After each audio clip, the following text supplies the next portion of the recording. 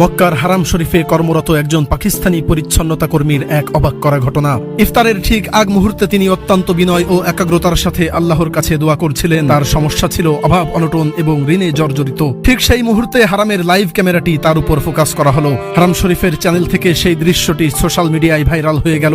Saudi আরবের একজন দানবীর ব্যক্তির চোখে ভিডিওটি পড়ল। তিনি সেই কর্মীর সাথে যোগাযোগ করলেন এবং তার সমস্ত ঋণ পরিশোধ করার দায়িত্ব নিলেন। পরবর্তীতে সেই কর্মীকে জিজ্ঞেস করা হলো তিনি তখন হাত তুলে কোন দোয়াটি পড়ছিলেন। তিনি জানালেন তিনি অভাব মুক্তির সেই দোয়াটি পড়ছিলেন যা রাসূলুল্লাহ সাল্লাল্লাহু আলাইহি ওয়াসাল্লাম এক মেহমানের আগমনের সময় পড়েছিলেন। ঘটনাটি হলো, একবার নবীজি সাল্লাল্লাহু আলাইহি ওয়াসাল্লামের ঘরে একজন মেহমান এলেন। তিনি তার স্ত্রীদের কাছে খাবারের খোঁজে লোক পাঠালেন, কিন্তু খবর এলো ঘরে কিছুই নেই।